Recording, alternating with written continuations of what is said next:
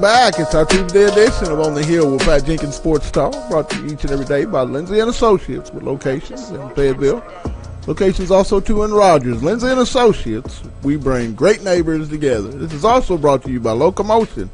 It's located just below the Northwest Arkansas Mall in Fayetteville, and this is also brought to you by Fun City. You can catch them just off the 412 bypass in Springdale, Arkansas. If you don't get a chance to catch it each and every day live here on our stream, you can catch us on iHeartRadio as we podcast on iHeartRadio, the top segment of each and every day's live stream show of OTH. And we always talk about it. You know what we say on the Hill. There's two sides to every story. Well, the second side of the Kentucky-Missouri story resides in Lexington with Big Blue Nation, Kevin McGuffey. Kevin, welcome back to the Hill, my man. Thanks, Pat. Thanks for having me on again. I really appreciate it. You know, I was telling you in the break there, I was hoping I didn't get to hear what they said. I was going to, try to counter, but that's okay. Well, what I want to talk to you about, 2 weeks ago, you guys, had a real big disappointing loss with Florida coming into Lexington, and in the way that game was lost, had to have some lingering effects into the slow start of the ball game last weekend versus Eastern Michigan. How does this team, and Mark Stoops get this team and this program back up after such a devastating loss, versus Missouri, yet and still a struggling football team, but a team that can come in with the way the SEC has, been up and down this year with so much parity, can come in and beat you. How do these guys get prepared for this weekend's SEC East battle? Well, I think they just look to last week's game. As you said, the Florida game was just terrible. There's no other way around it. Just to lose and the way they lost with, not having enough people on the field, and not only that, but happening twice with, people getting lost with the receivers. Yeah, I was, as you said, it's not surprising they had such a hangover. But the thing that I thought was interesting, if you read the comments like after the game, it was almost like they were taking Eastern Michigan lightly. Right. Well, we just they seem to kind of play down to the competition this year, which let's face it, Kentucky football, that's something you would never say. Because most years you got to play, your heart out 60 minutes every week just to get a win. But that was the one thing that struck me as odd, is that we, I expected a letdown, but not like that. And I think just the fact that Coach Stoops made an interesting point on his coach's show on Monday night. He said the Missouri team kind of reminds him of the Kentucky team last year. Right. At this point in the season, because they. He thinks they're really close to getting it put together. When you have Drew Lock back there, he can go. You remember the first game of the season, they went for 72 points, and they just they're trying to get it. They're trying to get things figured out. But I think they just have to use last week as a motivator and say, look, we played horrible. We were, we won, but we were lucky to win.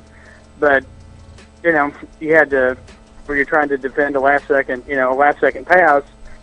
On the last play of the game, which, thankfully for, True Blue fans, they were able to do. But, yeah, I think you just look at last week as motivation and say, look, we can't, the team cannot come out again like that, or Missouri, could run, 40 or 50 up on us. Right. So when you look at this football team offensively versus this very porous, in my opinion, Missouri defensive football team, what can Coach Stoops and that offensive staff really feel like they can hang their hat on heading into this ball game in Lexington? It's a good question. They, they did a lot better. They'd had trouble running the ball. The first couple of games of the season they did great against, South Carolina. Had good success against Florida, and then, they only ran for 53 yards, last week against Eastern Michigan. Now, granted, going into the game, Eastern Michigan was ranked like 15th in the country, in total defense. But I think, they're just going to come out. They're going to try to do what they've been doing. They're going to try to establish the run with Benny Snell. Shyam King has done a really good job, as an alternate, kind of an alternate back. That quick, scat back kind of thing. Right. That you don't get with Snell. And I think it's one of the things I'm going to talk about right about, this week, I haven't got there yet, but, my column for Last Word on College Football, I'm going to talk about the offense. There's been a lot of things. They've had a lot of injuries on the offensive line. They've been having to shuffle people in and out. And then I don't know if you go back even the loss of, people really thinking maybe the loss of Jeff Fedette and, Boone Williams, has really hurt the team more than what we thought, or what they thought going into the season. It's like your two biggest, home run threats. But as far as Saturday, I don't look for to change anything. One thing we would look for is Lynn Bowden. Seems like I'm always talking about him, but I saw something posted this morning. He played about 20 snaps against Eastern Michigan. He was late getting here because of academics, and he's just learning. Coach Duke said they hope to get him to where he plays like 40 or 50 snaps. But I saw something this morning where he's had no, like, anytime he's touched the football, he's never gotten negative yardage. Right. It's always been something positive, and I think they want to try to get him into the offense a little bit more. But like I said, going into Missouri, like I said, with Locke, we know that they can throw up some numbers, and of course, Kentucky, they've kind of hung their hat on defense, so far this year. So it should be an interesting, contrast between, Missouri's offense and Kentucky's defense. When you talk injuries, there's probably not a bigger injury that people are talking about more so in Lexington, the Bluegrass Straight, than the Jared Vanderbilt injury. When you talk Kentucky, first thing, and I'm pretty sure the fans are looking forward, is this upcoming basketball season. Can you give us an update on Vanderbilt and just how big of a loss would that be if Jared were to have to go through some extensive time off? Excuse me. It's going to be a big loss, because they were really, counting on him to, come in from day one at that, power forward, center position. If those that hadn't heard, he has an injury, a leg injury, and the school announced this week that he's going to be out probably at least until, January. And, Coach Cal said, of course he says this every year, this is going to be my youngest team. This is going to be, a work in progress. This time he may really be, he really may be on to something. They have so many new guys coming in this year. Like I said, I think, it's going to be a big loss, but, I've also, you have, Wendy Gabriel coming back. You have Sasha Kalea-Jones, guys who played last year, who are going to be back, from everything we've seen so far. Gabriel, looks like he's stepping up, going to be a leader on this team.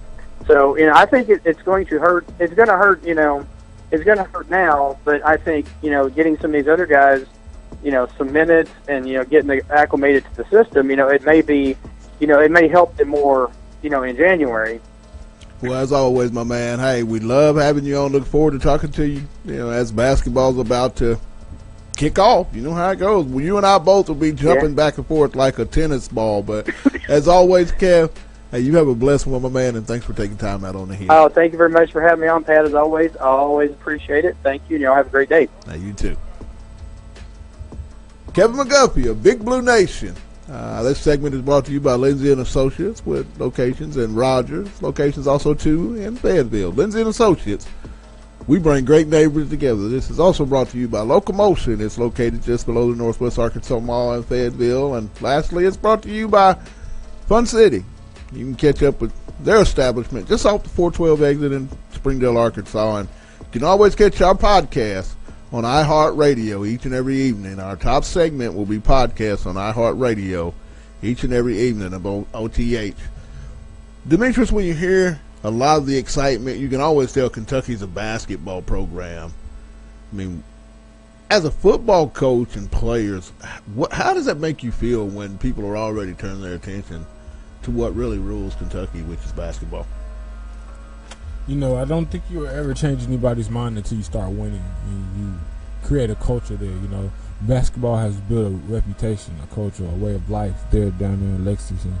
So that's as expected. But once I think Stoops gets it going and, they get some big wins under their belt, I think the fan base will be just as adamant about the football program winning as the basketball program. Who you got this weekend in that Missouri-Kentucky ball game? I'm really going to have to go with Kentucky right now. I think it's a lot going on down there in Missouri. I think they really don't have an identity. I think they're still at the ground level, really trying to build their program back to where they think it should be. And I think Kentucky's just a little bit more established. They have a little bit more going, a little bit more senior guys out there, knowing the system, knowing what the coach wants done, and I just think they have the ability to get the job done. Well, we had a chance to catch up with Kevin Richardson post New Mexico State, and Kevin's going to talk about just the things that he saw in a possible pick six and just how they have to improve, based on what Coach Rhodes is talking. He's pretty good. I know you've been dealing with a little bit of an ankle issue, but how did it feel to get back out there? I mean, it felt good, to go out there and just be able to move around. And, I knew going into pregame it was going to be a little pain, because it's something you got to play through. Ended up having to do that, and it felt great moving around, and I ended up just going out there and playing as best as I could. Was the game plan to kind of sit back in coverage and make them make throws instead of bringing like a lot of pressure? I mean, we kind of played whatever Coach Rhodes called. We knew what the game plan was going into it, and we had pressures here and there. We had some, sit back and wait, here and there, and we just tried to capitalize when we did get those opportunities. We did get to pat the ball around a little bit. We talked about that and went and adjusted at halftime, and handled that pretty well. What do you adjust to in that situation? I mean, just getting some pressure on them. I mean, it's coverage sacks. So, guys up front ended up started making those tackles up front. Just some different techniques up front, and those guys went out there. Sosa and I think Brisson and Bijan, Caps, all those guys went out there and just did whatever they were told to do. You had your interception. What did you see on that play? A touchdown is what I saw. I kind of sat back and I knew, I felt like, they had to get to the sticks, and I saw the route behind me, and I knew what was happening, just tried to break on it. I jumped too early. It was a touchdown. I jumped way too early, but, it was just a pass breakup to get us off the field.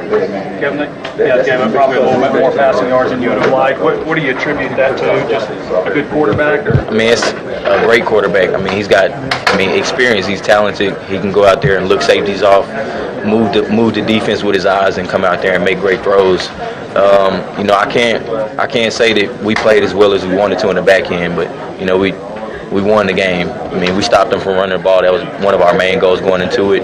I think they had like 11 rushing yards or something like that. So we kind of handled that, but at the same time, we want to stop the passing game. Control the passing game is what Coach Rhodes says.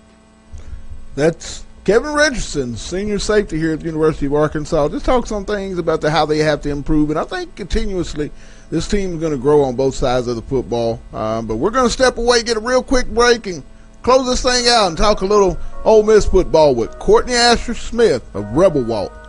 He's up next. It's On the Hill with Pat Jenkins. We're back in a moment.